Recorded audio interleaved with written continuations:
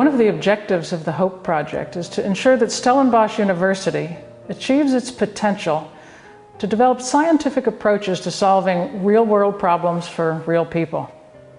The Center of Human Performance Science had a unique opportunity with the Division of Physiotherapy to do just such a thing.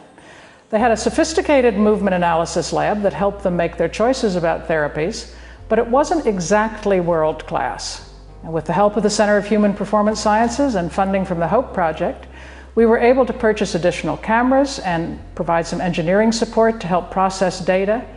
The cameras, in simple terms, reflect or emit infrared light that reflects off the ball that you've placed on a known location on the body.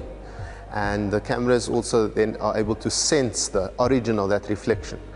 And then the person operating the computer can name each individual ball and ask the software program to create a three-dimensional animated model of the subject. This data can be used in a clinical as well as a research context to either enhance performance or to rehabilitate children and adults with movement dysfunction after illness, injury or surgery.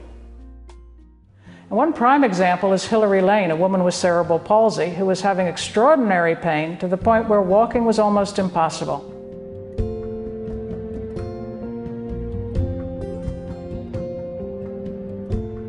I went into this whole situation of doing the New York Marathon without knowing what I was up against. I'd never walked more than, well, in recent years I had not walked any great distance. I'd had a lot of back trouble in the last 5 or 6 years, ending up in a wheelchair for a number of periods because my back was so bad.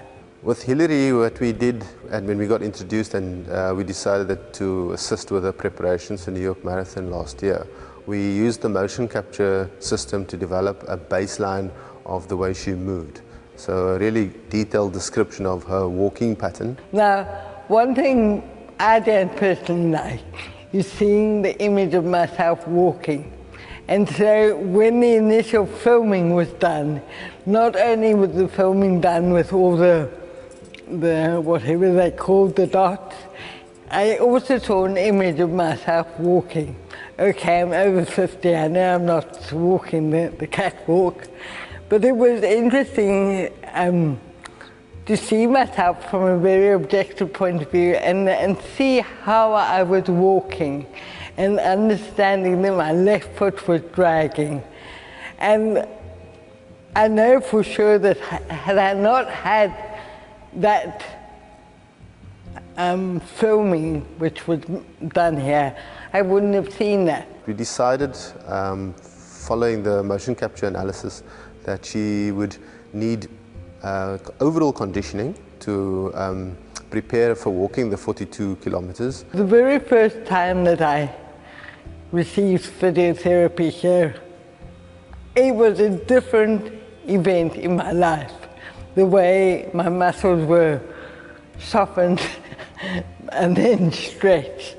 And I literally walked out of here feeling 10 feet tall. I think that if I had not had the use, or not that I used the facilities, but they looked after me, I think had I not had it, I would not have done the New York Marathon. That's the bottom line. This gives us a perfect example how the theme of science for society can actually be made to come true within the context of our HOPE project.